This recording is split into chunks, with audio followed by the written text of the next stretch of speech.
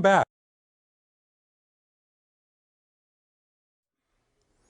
Welcome back. Now, in the last unit, you learned about autism spectrum disorders and their characteristics and symptoms. You also learned that children with autism have specific learning needs that are best addressed by using individualized, evidence-based teaching and training procedures. Now, the procedures that you'll learn about in this course will come from the field of applied behavior analysis, or as we say, ABA. Now, what is ABA? In a nutshell, ABA is a science. This science studies human behavior. ABA tries to understand, explain, and improve socially significant behaviors. Socially significant means that the behavior is something important like language skills or daily living skills.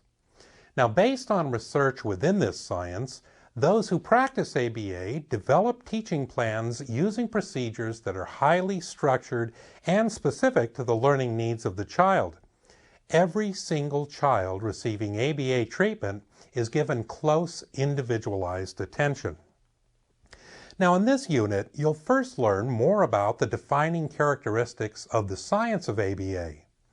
This is important because it's going to give you the foundation to understand the basic procedures that you're going to use when you work with children with autism. You'll also learn what teaching practices based on ABA look like on a day-to-day basis. You'll also learn what evidence-based means and why ABA is widely accepted and used in schools and communities around the world. Now, before you begin this unit on ABA, you should be familiar with the characteristics of autism and the learning needs of those on the spectrum. If you need to, go back and review the previous unit until you feel ready to move on to the next segment. In the next segment, we're going to present another learning object that describes the characteristics of applied behavior analysis.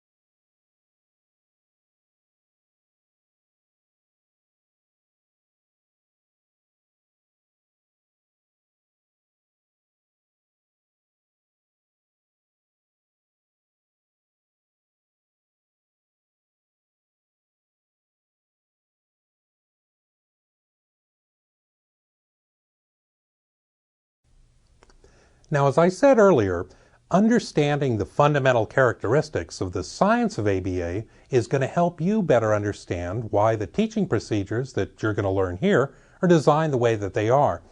And that's what that last learning object was all about. So please review it as many times as you need to. What I want to do now is begin looking at how that science translates into direct practice for early intervention for children with autism. And that's practice that as a paraprofessional, you are going to become a part of. Now, to help us understand the role of ABA in early intervention, I've asked Dr. Rick Fleming to come back and talk to us. Welcome back, Rick. Thank you. Now, Rick, I've used the term early intervention several times now, and I want to make sure that we are on the same page and understand what that means. Right. So early intervention is a broad term used to describe a range of services provided with children with developmental disabilities, including autism. Early behavioral intervention, which is also sometimes called early intensive behavioral intervention, refers to the very structured and systematic use of ABA procedures with young children with autism. Early behavioral interventions usually begun as early as 2.5 or 3 years old, right after diagnosis is made. Again, it's structured and systematic teaching that's done to teach a range of developmental skills, communication skills, social skills, play skills. How about the intensive part? Right, the intensive part refers to literally 20 to 40 hours a week of intervention services. So children with autism need a lot of consistency, a lot of repetition, and that's what research shows is anywhere from 20 to 40 hours, depending on the quality of the intervention, is critical. Okay, thanks, Rick. Now, I want to talk about why teachers and paraprofessionals use ABA interventions in the first place. Yeah, that's really simple. It's because it works so well. Years of research have shown behavioral procedures to be effective. So there's a very, very strong evidence base, if you will, for using these procedures. Now, while we know there's no cure for autism, ABA is really the next best thing. It's structured, it's consistent, as we talked about, and it really works to teach kids very important skills, those communication skills, social skills, and that's why it's used. Parents know it, professionals know it, and it's in demand, and that's why it's common. Okay, it's interesting that you mentioned parents. Parents play a role in the use of ABA-based treatments? All right, parents often play a role. Parents can get very, very involved. They might have a paraprofessional come to the house who's supervised by a behavioral professional and an ABA professional. But the parent can take a very, very important role. They can take part in the very systematic teaching if they're trained and if they learn, but they can also help it to generalize because, they spend, every day, day in and out with their child, putting them to bed, feeding, bathing. Those are all opportunities that parents can use some of these skills, with supervision and with training and help.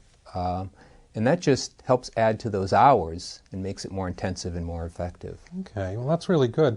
Now, let's talk about some of the key practices of ABA, those practices that cut across all of the different areas of treatment that you mentioned. Right, good question. And, paraprofessionals learn, when they learn ABA, they learn to give very clear instructions. They learn to get children to imitate, to answer, to point to things. Then they use praise and other rewards. So in other words, paraprofessionals learn to really command the attention of a child with autism, which is no small task. And then when they have that attention, they can use these instructions very systematically to get responses to happen, which then can be, followed by praise and other rewards. And that's where kids really start to lock in and start to learn skills. Okay, that's really good. And you mentioned a structured teaching session. Now, let's say that I asked you to describe a typical teaching session. Right. Could you do that? Okay, sure. So let's take the example of imitation, which is often done with young children. They've learned to give you their attention, so you'd start a teaching session. You'd get their attention, and then you might say, do this. And then when the child does that, you can praise and give a reward because they've imitated you. So they're learning the skills of imitation, which are really important skills in everyday learning for children. They watch other children, they watch adults, they imitate and learn. Okay, is this something that gets repeated many, many times? Yeah, it sure does, many times. And for children on the autism spectrum, it's that repeated practice over and over that's very, very important. And that's in part why, all those hours of intensive treatment get done. Right. Okay, can you give us another example of a day-to-day interaction between, say, a paraprofessional and a child with autism? Sure, let's talk about naming objects. So as a para, I might say, hold up an object in a zebra and say, what's this? And what I'm looking for is the child's response, zebra. And when I get that, then I would praise and reward. And you know, that brings up another very important feature of ABA, and that's data collection. What we're looking for with all these, you know, teaching sessions that we do and all the repetition is we're looking for progress. So what we need to do is take data. Did the child say zebra when I asked or not? If the child did, then that's a trial, if you will, that's correct. And we can collect all those data. The para writes it down and collects that. And at the end of a week or 2 weeks, the team gets together and looks at whether the child's answering correctly, learning those skills, in this case a naming skill, and whether there's good progress. Okay. So ABA then, to kind of summarize, is consistent, it's intense, it involves highly structured work with a student. There's the importance of data collection and evaluation of progress. Does that about sum it up, Rick? It does, and the other thing it brings up when you put all that together is that it's accountable. And that's really important. It's important to parents, it's important to educators, is the data wrapping around all that, showing whether there's progress or not, makes us accountable for, you know, whether the treatment is effective. Is it effective or not? If it's not effective, we see it in the data and we make adjustments so that it is. So that's a pretty important role for a paraprofessional then, to be involved in that whole process. Absolutely. The whole process of doing the teaching, doing it consistently, correctly, and taking the data that end up showing whether progress is being made. Now, we've talked about early intervention with young children, 2.5, 3 years old. What about older kids? Yeah, that's a great question. You know, all those basic skills that we've been talking about give way, as a child grows older, to a more sophisticated set of skills, the kind of skills that children need in school. You know, pre-academic and academic skills, social skills, interacting with peers. Behavioral procedures are absolutely set up to track the child through and to teach those more sophisticated skills. Thanks a lot, Rick. This was very helpful. Appreciate you coming in. Oh, you're welcome. Anytime. Now, in the next segment, which is another learning object, you're going to review in detail the key practices that make up any teaching program that's based on the methods of applied behavior analysis. And this will help you understand further the rationale for the methods that you're going to learn about in this training course.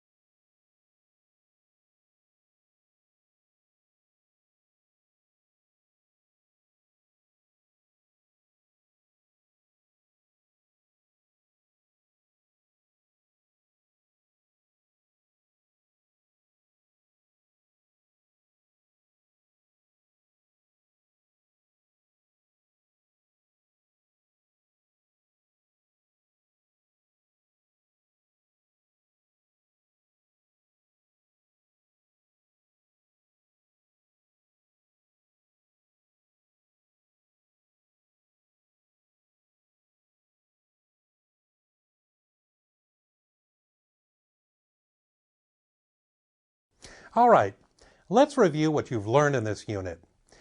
Teaching procedures based on ABA are precise and effective, and they're what you'll be using when you work with children with autism. This approach is intensive, structured, individualized, consistent, and predictable.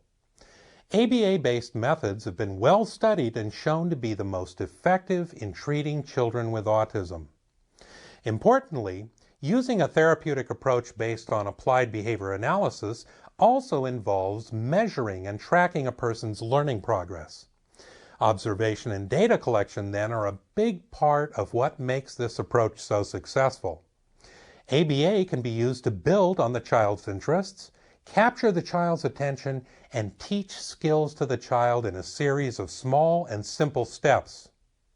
Now, regardless of what the child's symptoms may be, you can always make a difference in that child's life. Well-trained paraprofessionals are an invaluable resource for all children, but they're needed more than ever to effectively teach children with special learning needs, and that's where you're going to be helping. Now, feel free to review anything in this unit until you're ready to move on to the next one. Coming up, we'll discuss your role and your responsibilities in being an ABA paraprofessional.